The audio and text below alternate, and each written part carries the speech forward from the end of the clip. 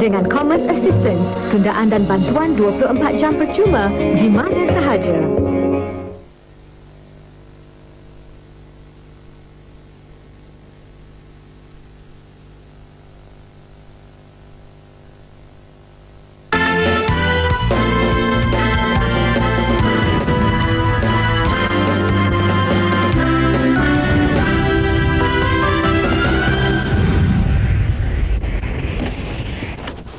Assalamualaikum dan selamat tengah hari. Masalah dengan isteri dan tekanan akibat rumah terbakar dipercayai punca seorang lelaki Australia hilang pertimbangan kerana sukar kawal perasaan dia menuru ke sebuah pusat membeli belah di Wang Semaju. Lelaki lingkungan 30-an itu mencederakan kedua-dua tangannya dan leher, malah mengancam menikam perut sendiri jika ada yang mendekatinya.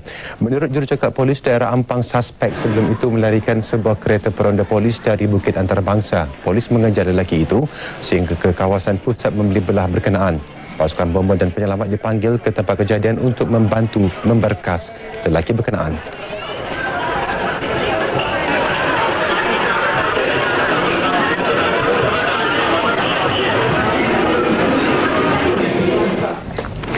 Bot laju dan canggih kini menjadi pengangkutan untuk menyeludup masuk rokok kretek ke negara ini. Namun, Agensi Penguatkuasaan Maritim Malaysia APMM berjaya menggagalkan percubaan baru itu. Ketua Penguatkuasa Kawasan Wilayah Utara Laksamana Pertama Maritim Zamzani Muhammad Amin berkata, modus operandi mereka dibongkar ekoran penahanan 5 warga Indonesia.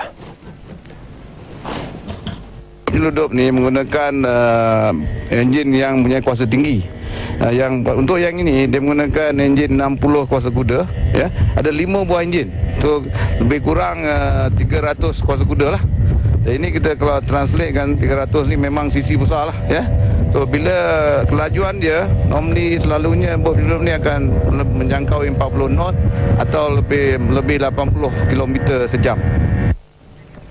Katanya kelajuan bot itu menandingi bot agensi penguatkuasa. Namun kata beliau agensinya mempunyai taktik tersendiri untuk membolehkan pihak penguatkuasa menahan bot penyeludup. Antaranya seperti kes penahanan bot penyeludup bersama 5 warga Indonesia. Khamis lalu turut dijumpai 26,920 kartun rokok kretek pelbagai jenama disimpan serta ditutup dengan kain kanvas di dalam bot terbabit. Jumlah nilai rokok kretek ini dianggarkan melebihi RM430,000 sebelum cukai. Kelima-lima warga Indonesia dan bot itu ditahan mengikut Akta Kastam Seksyen 135-1. Sabit kesalahan boleh didenda sehingga 5 kali harga rampasan barang. Penentuan siapa bakal memimpin Ijuk bermula. Semua 28 saluran mengundi di 9 pusat mengundi bagi pilihan raya kecil Dewan Undangan Negeri kawasan Ijuk yang dibuka sejak 8 pagi tadi sudah menerima 44.09% daripada 12,233 pengundi awam. Dan suasana pengundi di Ijuk dilaporkan lancar walaupun agak emosi di beberapa kawasan. Kita secara langsung bersama Temuli Subramaniam di lokasi pengundian. Teruskan Molly.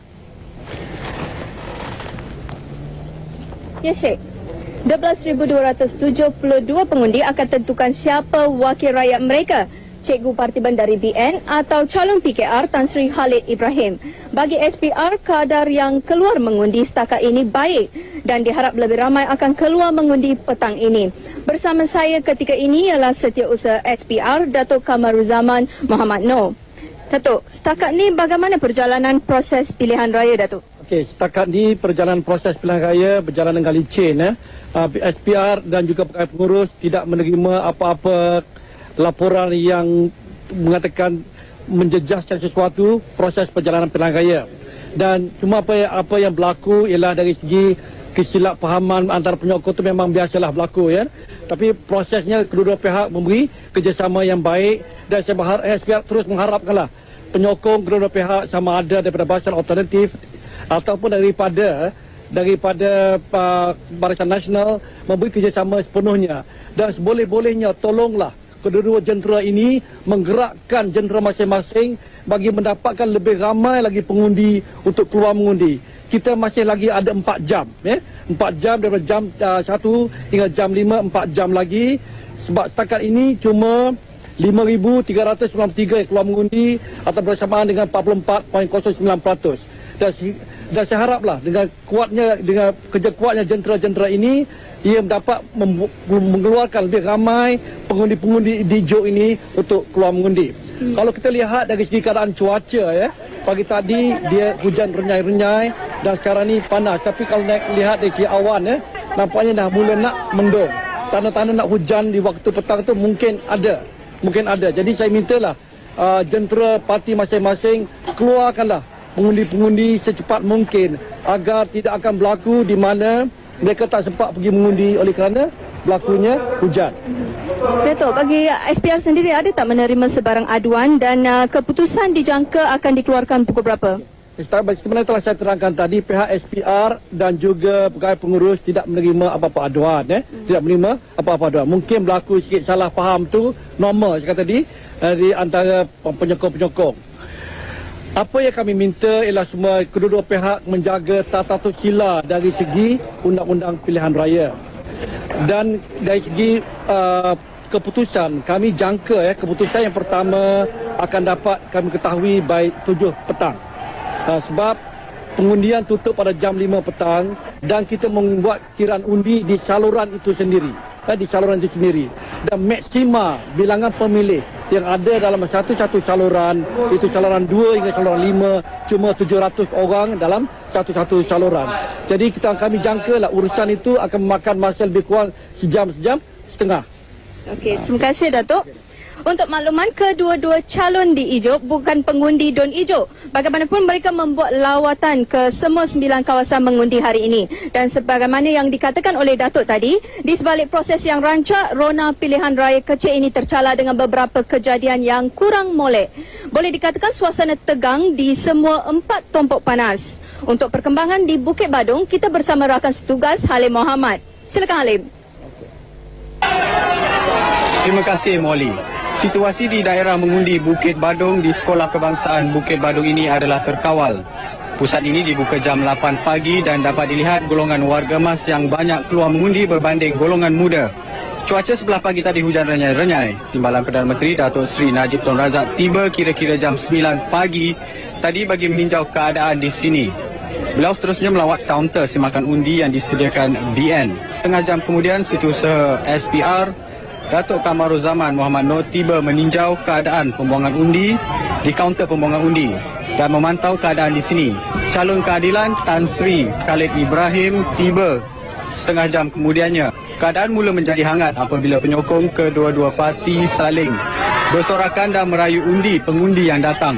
Kehadiran anggota keselamatan yang memagar kawasan sekeliling membuatkan ada penyokong yang menjerit tidak puas hati. Bagaimanapun, keadaan keseluruhan adalah terkawal. Untuk itu, sekian dulu buat masa ini. Dan perkembangan di Jaya Setia, kita bersama Asma Dahari. Saluran mengundi di Sekolah Kebangsaan Jaya Setia pagi tadi berlaku sedikit kericuhan di antara jam 8.30 hingga 9.30 pagi. Beberapa insiden yang berlaku pagi tadi turut melibatkan kecederaan ringan di tangan seorang perayu undi puteri dan juga pemuda. Insiden kericuhan berlaku di hutan pengundi berbaju merah putih tidak dibenarkan masuk oleh pihak polis. Dan dalam keadaan pihak polis ingin mendapatkan kepastian SPR, kericuhan berlaku di hadapan Sekolah Kebangsaan Jaya Setia ini. Dan rombongan Timbalan Perdana Menteri turut disekat pembangkang walaupun dapat memasuki kawasan menyemak pendaftar setelah dibantu oleh pihak polis unit tindakan khas dan penyokong BN. Kekeliruan soal warna baju itu benar-benar dijawab Timbalan Pengungsi SPR Datuk Wan Ahmad Wan Omar. Beliau mengesahkan warna tidak menjadi soal, hanya baju yang menggunakan lambang slogan parti tidak dibenarkan. Ketika ini walaupun keadaan kembali tenang, polis diletakkan dalam keadaan berjaga-jaga untuk mengawal keselamatan. Sekian laporan saya Azma Dahari.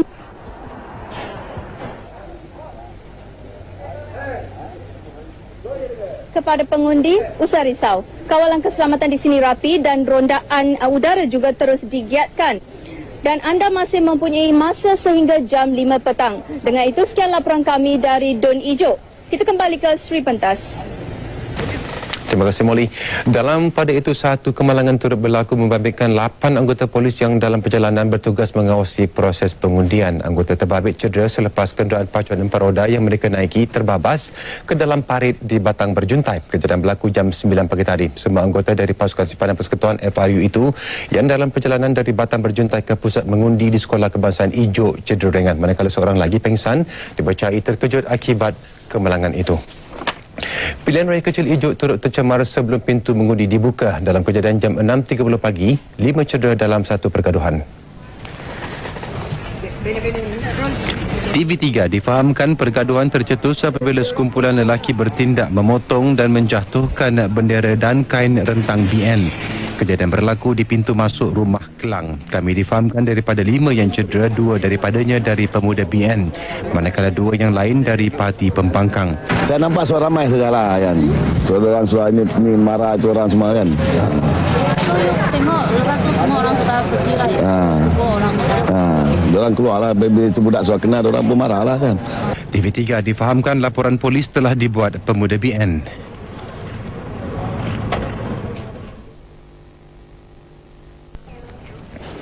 Kes pelajar keracunan makanan berlaku lagi di Kedah. Ia kes keempat di negeri itu dalam tempoh 2 minggu. Kejadian malam tadi membabitkan 55 pelajar Sekolah Menengah Sains Sultan Muhammad Jewa Sungai Petani. 23 daripadanya dimasukkan ke wad pemerhatian Hospital Sultan Abdul Halim HSAH. Bagaimanapun, semua yang dimasukkan ke wad pemerhatian itu dibenarkan pulang hari ini kerana mereka telah pulih. Siasatan lanjut mengenai punca kejadian